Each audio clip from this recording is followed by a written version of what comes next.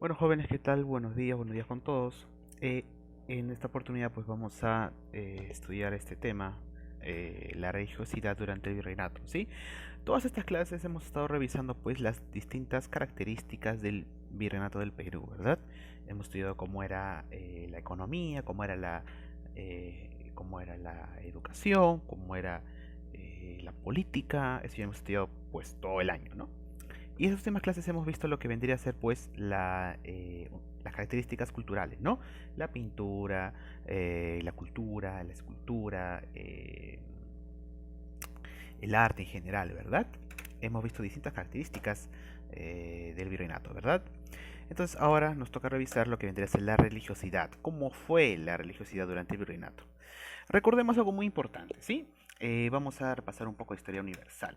En el año 1492 ocurren dos eventos muy importantes para España, ¿sí? Importantísimos. Primero, los reyes católicos, Fernando e Isabel, terminan de conquistar Granada, que era el último reducto de los musulmanes en España. Esto significa de que la religiosidad, que la religión cristiana vence a los musulmanes y se les expulsa de la península ibérica y se forma pues un reino estable cristiano, ¿no? Entonces los cristianos españoles reivindican su fe, su cultura, su creencia, y ellos se adjudican con el término de los defensores de la fe, los defensores de la Iglesia Católica. ¿De acuerdo? Y todo bien, pero cuando logran expulsar a los musulmanes, dicen ya pues, ¿ahora qué hacemos? ¿No? Ya hemos salvaguardado la fe, hemos defendido a la Iglesia Católica acá en España, ¿ahora qué hacemos? Europa también es católica, así que ya, ¿qué vamos a hacer? ¿Qué más vamos a hacer? Hasta que en ese mismo año, en el año 1492, ocurre otro evento muy importante. En octubre se descubren unas islas que según el explorador Cristóbal Colón pertenecen a Asia. Luego se llega a saber de que ese continente es un continente nuevo, no es Asia, ¿no? Le llaman el Nuevo Mundo, lo que ahora conocemos como América. Entonces, los españoles que financiaron a los viajes de Colón dicen, hey, miren, acá Colón ha descubierto unas islas donde hay muchos indios, porque dicen que están en la India, ¿no?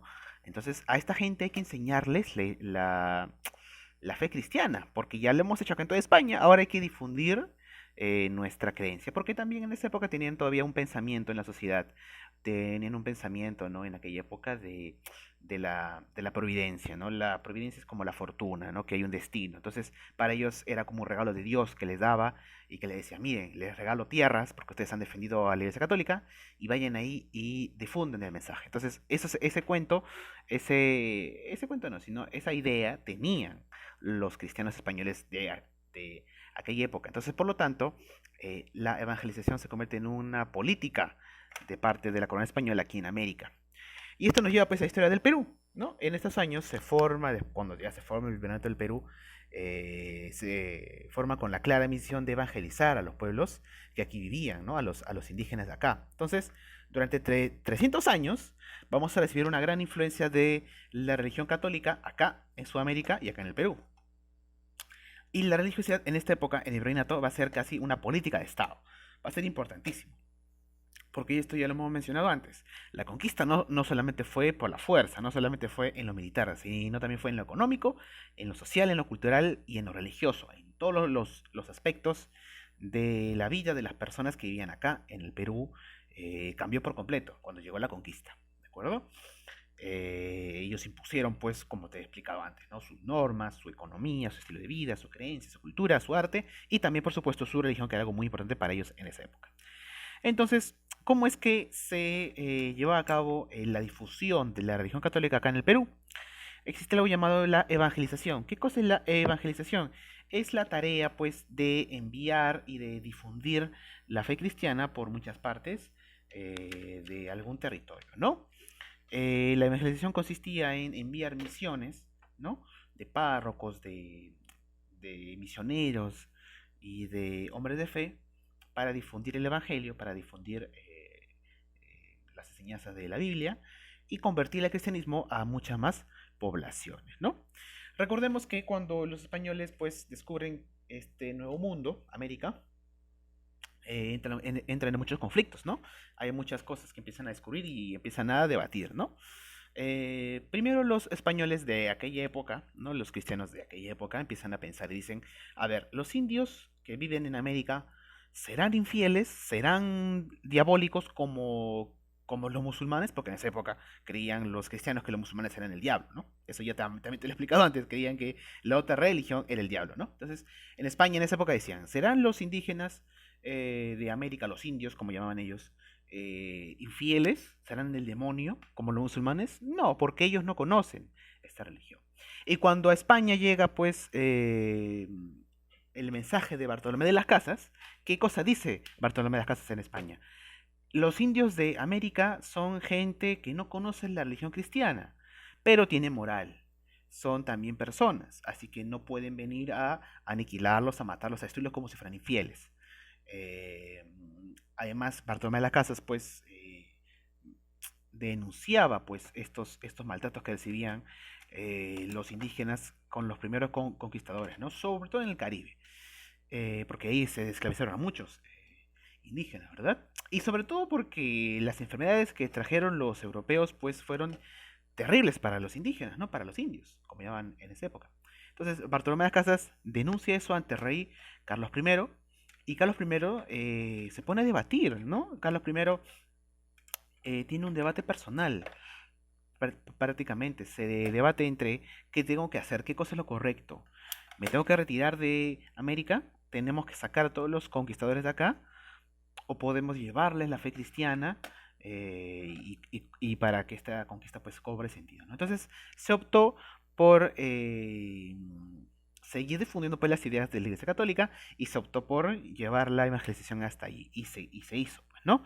Entonces la solución y lo políticamente correcto para los españoles en esta época era evangelizar a esos pueblos, ¿no? Y se hizo. Y la evangelización fue, como les comentaba, no fue nada sencillo, porque los indígenas de aquí del Perú ya tenían ya teníamos, pues, ¿no? Un sistema de creencias muy importante, ¿no? Pero ante ello, ante la nueva tendencia, pues, se impuso la nueva creencia cristiana, ¿no? ¿Qué buscaban los españoles? ¿Qué buscaban los misioneros? Que se imponga la fe cristiana y se borre las creencias indígenas. Pero esto no ocurrió tal y como te lo estoy describiendo, sino lo que ocurrió realmente fue que ocurrió una mezcla, ¿no? Los españoles llegaban y decían, olvídate de lo que tú crees y acepta a Jesús como tu Salvador y acepta pues a... No, eran como los, siempre, ¿no? Los evangelizadores que están por las calles, ¿no? Que te envían te leen la Biblia, ¿no? Era algo así. Y los indígenas decían, bueno, entonces, ¿en qué consiste esta nueva fe? Simplemente ven acá, acepta a Jesús como tu Salvador y listo. Entonces, los indígenas se bautizaban, les daban un nombre cristiano y todo bien, pero cuando volvían a su comunidad, siempre practicaban sus mismas creencias, ¿no? Esto con el tiempo generó de que se mantuvieran y se mezclaran las creencias andinas, indígenas y las creencias españolas, europeas, cristianas, ¿no? Entonces, eso fue la evangelización, la difusión de las ideas de la fe cristiana hacia el nuevo mundo. A ver, vamos a estudiar cómo estaba, pues, cómo estaba organizada la evangelización de España aquí en el Perú, cómo funcionaba la administración de la fe, cómo funcionaba la evangelización aquí en el Perú. A ver, en esta época, en Europa, la máxima autoridad de la Iglesia Católica es el Papa, hasta el día de hoy, ¿no? De la Iglesia Católica la máxima autoridad pues es por supuesto el Papa. El ente máximo, el ente regulador de la Iglesia Católica es el Vaticano, ¿cierto? Ya. Eso existe desde hace muchos años, desde hace miles de años, desde la Edad Media. Ya. Pero cuando se descubre América, el rey de España logra tener un acuerdo con la Iglesia Católica. Entonces, en América, el Vaticano y el Papa ya no van a ser las máximas autoridades acá en América, sino el Papa prácticamente le va a dar permiso, entre comillas, al rey de España para que él sea cargo de la Iglesia Católica en América. Repito, el Papa le va a dar prácticamente permiso al rey de España para que el rey sea la máxima autoridad de la Iglesia Católica en América. En América, la institución que va a regular la Iglesia Católica no va a ser el Vaticano, sino va a ser el Regio Patronato. ¿Sí? Repito, en América la institución que va a regular la Iglesia Católica va a ser el Regio Patronato. ¿Sí? Va a ser prácticamente el Vaticano de América. Va a ser una institución que materializa el permiso que le da el Papa al rey de España para dirigir la iglesia acá en América. ¿Y quién va a ser la máxima autoridad de la iglesia en América? El rey de España, ¿de acuerdo? Entonces, ¿qué facultades tenía Regio Patronato? ¿No? El derecho de enviar misioneros a América, es lo más básico, ¿no? Si tú eres un misionero que vivías en España y querías ir a América, ¿a quién le tienes que pedir permiso? ¿Al Vaticano o a Regio Patronato? Por supuesto, Regio Patronato, porque es de América, ¿cierto? Es su jurisdicción. Entonces, tú ibas, si tú eras un párroco, tú eras un jesuita, un franciscano, un misionero, y querías ir a América, no te vas a ir solo, ¿no? ¿Quién te iba a financiar? ¿Quién te iba a ayudar? Tenías que ir a la corte real a pedirle permiso al rey de España para que por medio del Regio Patronato te enviase a América para que cumplieras pues, las misiones de evangelizar a los indios, ¿no? Otra facultad que tenía, otra cosa que podía hacer, el derecho de pedir diezmos, ¿no? El que controlaba la iglesia acá en América, pues era el Regio Patronato. Y también podía elegir pues autoridades eclesiásticas. ¿Qué cosa eran los diezmos? Los diezmos eran un impuesto que se pagaba para la Iglesia Católica acá en América. Por ejemplo, acá en América, en el Perú, se producía, por ejemplo, tú produces 10 papas, ¿sí? Ya, mejor 100 papas, para ponerlo más sencillo. Produces 100 papas. Entonces, de las 100 papas, 10 papas van a ir como diezmo, como impuesto para la Iglesia Católica. Y así, cada compra, cada venta, cada producción que se hace acá en el Perú, el 10% va como impuesto a la Iglesia Católica. Eso se llama el diezmo. Con eso, pues, la Iglesia tenía muchos recursos para gestionar misiones, para gestionar y construir palacios, para hacer todo lo que tenía que hacer acá en América, ¿verdad? ¿Cómo estaba organizada territorialmente la Iglesia Católica? Pues se organizaba de mayor a menor, ¿no? Organizaba el territorio, ¿no? Por ejemplo, existían lo que son las parroquias, que era una entidad muy grande. Luego existía el arzobispado, ¿no? Que era una entidad mucho más grande. Por ejemplo, cada ciudad del Perú tenía su propio arzobispado. Arzobispado de Lima, arzobispado de Cusco, de Huamanga, ¿no? Y en muchas partes de América, de Quito, de Santiago. El líder de un arzobispado es un arzobispo. Hasta el día de hoy existe esa autoridad religiosa, ¿no? El arzobispo de Lima aún se mantiene con vigencia, ¿no? Y él se encarga de ver toda la Iglesia Católica en el Perú. Y se va dividiendo, ¿no? Debajo del arzobispo está el párroco con su parroquia. Y de abajo ya en los barrios está lo que son las doctrinas, ¿no? Que son ya divisiones más pequeñas, ¿no? La iglesia también funcionaba como si fuera un estado dentro de otro estado. Para evangelizar, los españoles utilizaron pues el mecanismo de las órdenes religiosas, ¿no? Las órdenes religiosas eran pues misiones, gente de la fe que venía acá a América a difundir la fe cristiana, ¿no? Eh, ¿Qué métodos utilizaban las órdenes para difundir la creencia hacia la fe cristiana? Tenían dos métodos que se utilizaron en muchas campañas, ¿no? Primero era la extirpación de idolatrías. ¿En qué consistía la extirpación de idolatrías? El mismo nombre lo dice, extirpar cualquier idolatría, cortar, sacar cualquier idolatría que tenga algún indígena, alguna comunidad en el Perú, ¿no?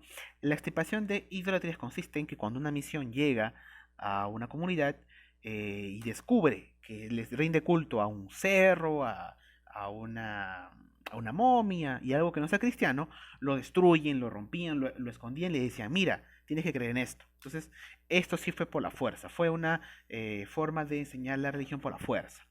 Y la otra forma también era por la fuerza, el Tribunal de la Santa Inquisición, ¿no?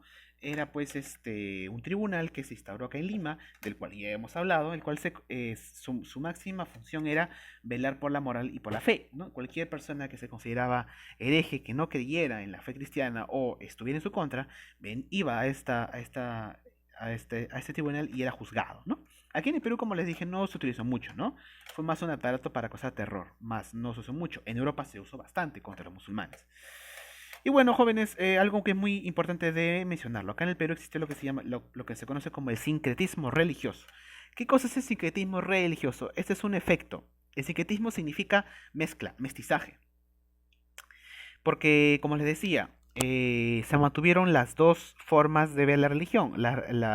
Se mantuvo las costumbres indígenas y se aceptaron. Se aceptó la fe cristiana y al final fue una mezcla, ¿no? Por ejemplo, aquí vemos una imagen del sincretismo religioso, ¿no? Un cerro que tiene la imagen de una virgen. Y ya les comentaba antes esto también, cuando los misioneros llegaban a muchos lugares, a veces también se imponían la fe con la fuerza, pero también en otras oportunidades imponían mediante otro tipo de modos. Por ejemplo, llegaban a un pueblo y le decían a las personas, ¿tú en qué crees? Yo creo en la Pachamama, te decían los indígenas. Entonces los misioneros, los franciscanos, los jesuitas, lo traducían, como, como así decirlo, ¿no? Lo traducían y decían, ah, ya, eso que tú llamas mamá es tu madre, es la Virgen María. Entonces los indígenas empezaron a mezclar en su cabeza. Empezaban a mantener su culto en la tierra, pero ya no del mismo modo, sino que entendían que la tierra, que la Pachamama era su madre, era la Virgen María. Y se fusionó esta creencia. Otra forma de sincretismo religioso, la adoración pues a Pachacamac, ¿no? Al ídolo de la costa. Este Pachacamac supuestamente era una persona que les enseñaba cómo funcionaba el mundo. Era una persona que movía la tierra y causaba los temblores. Y era una persona que enseñaba cómo funcionaba pues el mundo. Entonces, los curas y los misioneros empezaron a difundir la idea de que no le tienes que creer a Pachacamac, sino que el que maneja los destinos de las personas en el mundo no es el oráculo de Pachacamac, sino es tu Salvador, es Cristo. Entonces empezaron a relacionar a Pachacamac con Cristo. Y luego en el virreinato, cuando habían temblores, sacaban a pasear las imágenes. Ya no imágenes de Pachacamac, sino sacaban a pasear imágenes de Cristo. Y así nació la creencia, pues, del Señor de los Milagros, ¿no? Que es una referencia a la antigua creencia de Pachacamac. Hasta el día de hoy se mantiene esa creencia por el Señor de los Milagros, pero ya no lo hacen por Pachacamac, sino por Cristo. Es una fusión, ha evolucionado. Se mantiene la misma creencia, pero cambia su significado. Otra forma de sincretismo en las clases altas también se daba. Eh, por ejemplo, las panacas incaicas, las clases pudientes incaicas, creían en Huiracocha. Huiracocha era el dios que estaba por encima de Inti, era el dios que enseñaba sobre el mundo. ¿De acuerdo? Este dios Huiracocha era percibido como el dios que enseña cómo funciona el mundo, el universo.